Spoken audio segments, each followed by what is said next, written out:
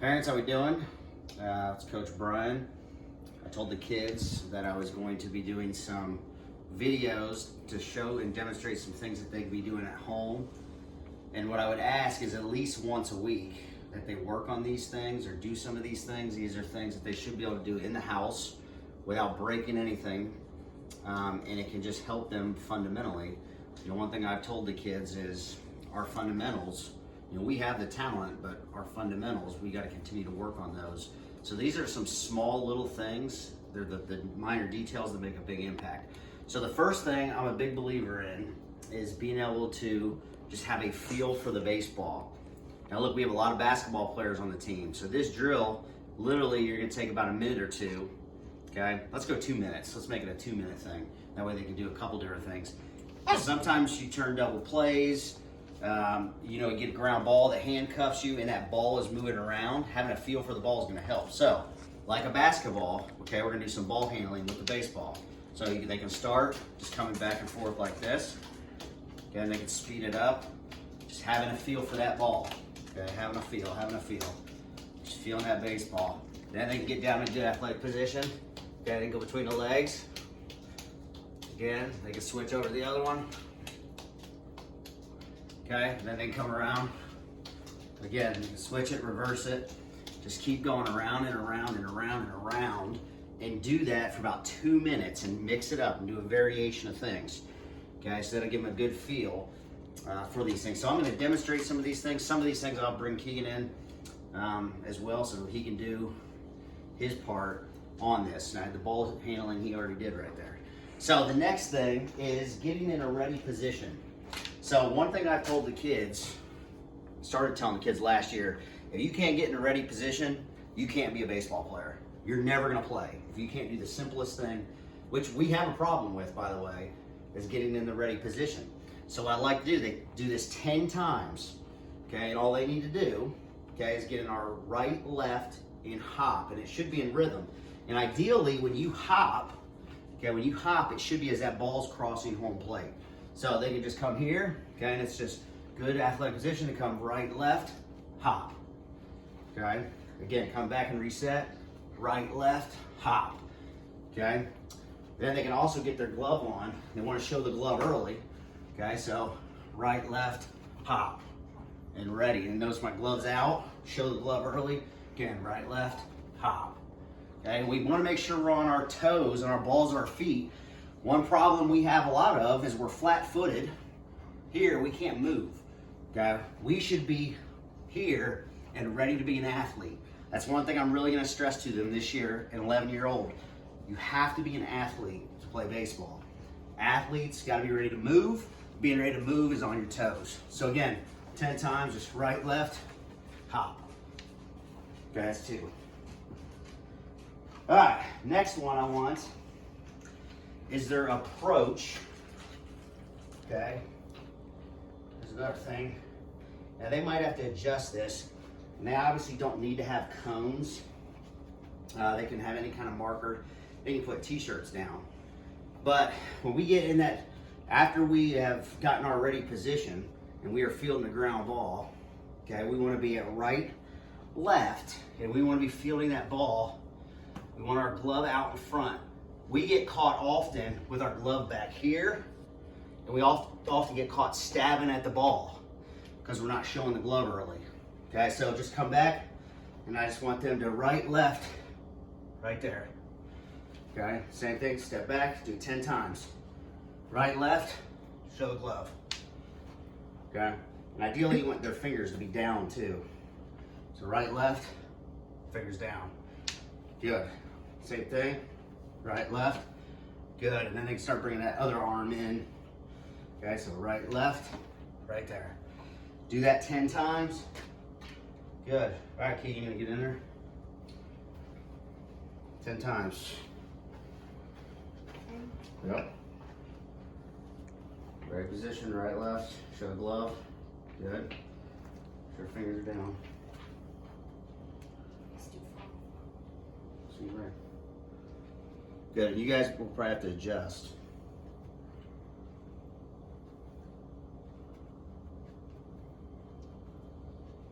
Try to get your fingers down a little more. There you go.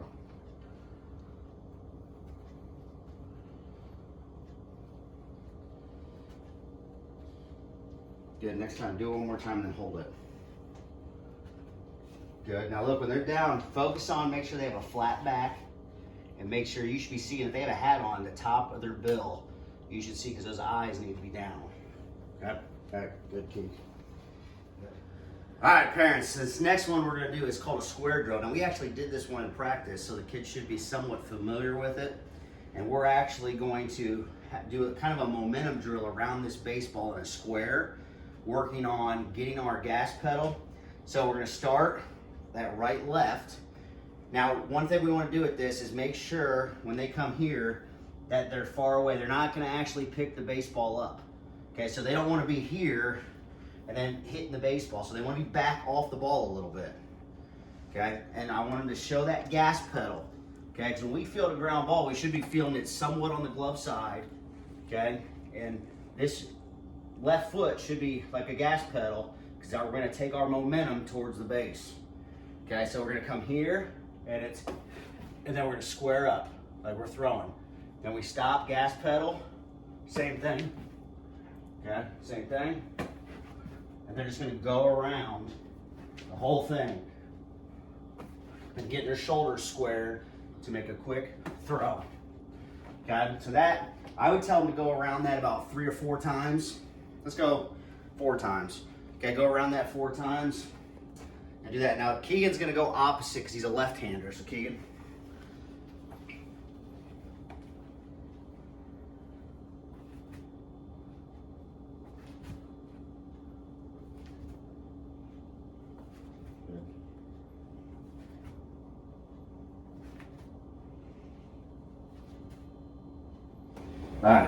All right, parents, so look, this next one, I've got a variation of things based on what tools you actually have. You should see Heather's face right now, by the way, as I keep coming in. She's very irritated that I keep coming so close. If I could turn my camera around, I'd show you. Hey, okay. There's a variation of things here. So, if you have foam balls or something soft, okay, that's a good thing to have. I'm not telling you to go out and purchase one of these, because there's a lot of different things we can do. Okay, so there's drills called Ron Washington's, which helps isolate our hands and will help get rid of the stabbing at the baseball that we do, because we should be fielding the ball out in front with our hands working through the baseball, okay, and not this that we see so many of our kids still doing. Okay, so one thing you can do, just take a baseball and then get on their knees. This is if they have nobody at home, they have nobody to help them at all, okay? And they can just work on it, make sure their fingers are down. And I will tell you, one thing the kids are gonna wanna do is they wanna swipe, which is what we do not wanna do. We wanna push through the baseball, work through the baseball. So fingers down, and all they gotta do is bounce it and work through the baseball. Right there. Hands are isolated. Right there. That is what we don't want. And they'll do that, by the way, because I yell at them all the time. They still do that. They constantly do that. No. Right there. Right there. Okay, they can do forehands, right there. They can do backhands, right there, like that. Okay, so they can do that one without anything. Now, another one, okay, if one of you is available, I'm gonna throw me a short hop real quick. Okay, they can do it with the glove. Oh, sorry. Same thing, work through the ball. Again, make sure, and I'll tell you, they get really bad when they get the glove on. That's when they really want to do all this nonsense. Okay? All right, so right there. All right, Keith, stick it. Good. Right there. Good. Good. Remember, not that. That's no, right? So again, make sure that, tell them to show their glove, have it out. Right there.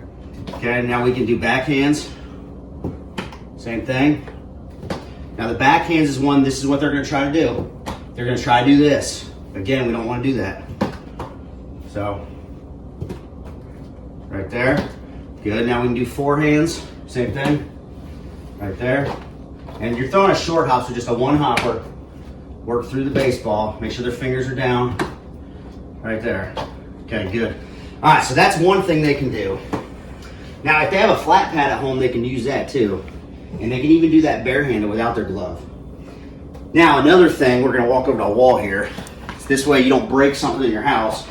This is if you have the styrofoam or a softball that you can actually use any on drywall. They can go in their bedroom on the drywall.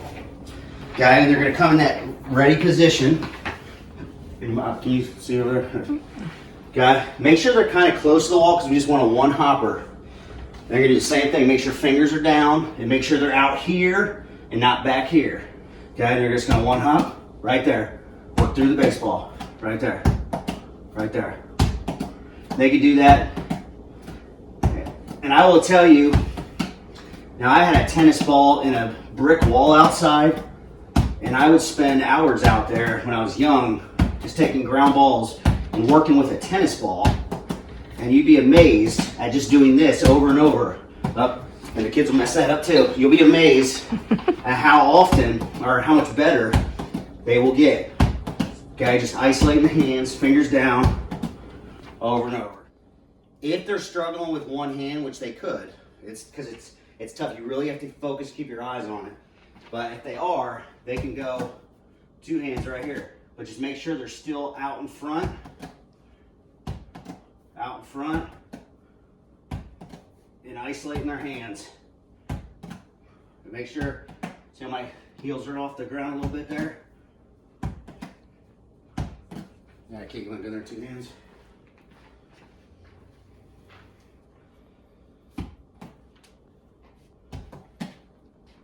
There you go. Good, that's all we're worried about is the hands are out in front. And look, it might look bad for your kids at first. The more they do this, the more just simple it is. I mean, you should just be able to go up there and it just starts becoming one of those things. It's just, you just get quicker and you get better at it. Okay, and it does carry over. All right, next thing. Did a good job, buddy.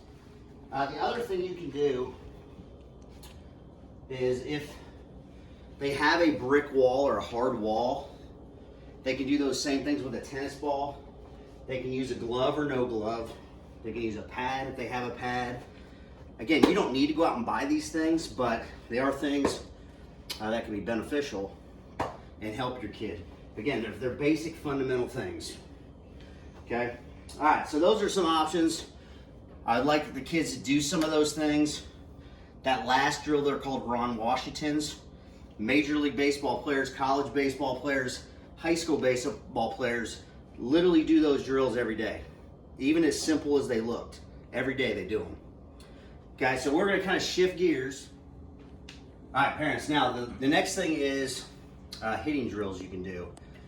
Now again, I would highly recommend, I'm not asking you to go buy things, but to have a hitting net of some sort in a tee can be very beneficial, but I'll explain kind of what you need to make sure you're looking for with your kid when they use that. Even if they don't have this though, the first drill I want to show is called a load drill, and it's something they can do in their bedrooms. There's nothing involved in it.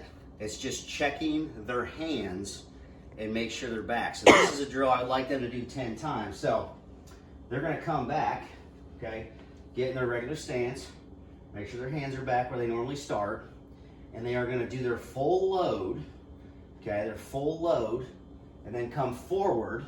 And what I want to look for, they're gonna stop. This is rep 1. They look back. This knob should still be back at the catcher. Your hands should still be back.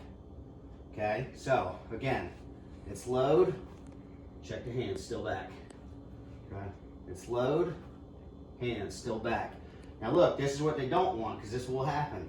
Okay, they'll come here, and then right here. Look where my hands are. The hands need to stay back. What can happen is if the hands come forward early, it's going to cause them to dump the barrel, okay, which we don't want. Okay, so this is just a simple load drill, 10 times. Load, check that their hands are still back. Good. Load, check that their hands are still back. Load, hands still back. Okay, just do that 10 times. It's a simple thing. All right, Key, you want to demonstrate? Just do 5. Just do 5, yeah. Okay, good. Check your hands, make sure they're back, right? That knob should be facing towards the catcher. Regular load. Okay, good.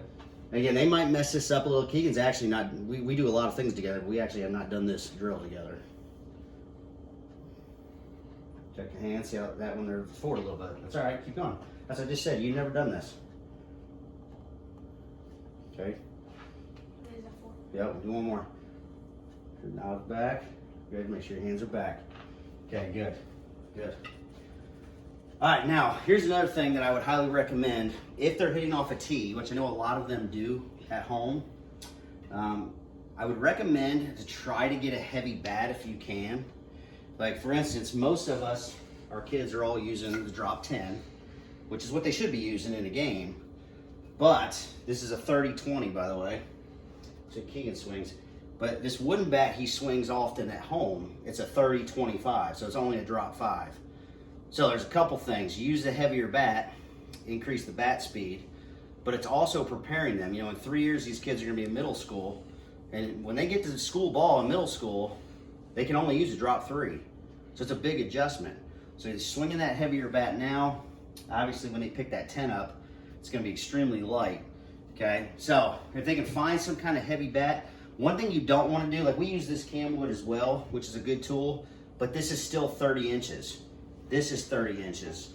His regular bat's 30 inches. So I would not recommend going out and let's get a heavy bat and use a 34 inch because that's when bad mechanics pop up. But when they do hit off a tee, one thing I wanna make sure we point out, because our kids are very bad about this off tee. One is they take their time, but two is they need to be always looking out at a pitcher first, out here, okay, and then come down to the tee. A lot of our kids they're here the whole time and they're just hacking away. Okay, so we want to simulate the best we can, looking at a pitcher and then coming down to the tee as we swing and go through. And again, definitely make sure that they're not out there, you know, twirling around, and because that's when bad habits are created. Okay, but some of those things, so look, let's say you don't have a tee, you don't have a net. Still perfectly fine. One thing I would recommend, go out and say 20 swings. Go outside, just take 20 dry swings, work on all your mechanics, all those things. Still look out as if there's a pitcher out there, even though you're taking, and take your time, and then just rip them good 20 swings. And those are things, again, they can do. So try to get this done. I'll be asking the kids, you know, because one night of practice right now is not enough. Obviously, when the season starts, you know, with limited space, we usually are out twice a week, but you want to get as much in as you can. So these are the things, do these things that's going to make us better baseball team. All right, I'm out. Let me know if you have any questions. Hopefully I explained those things well and didn't rush through. You guys have a good evening.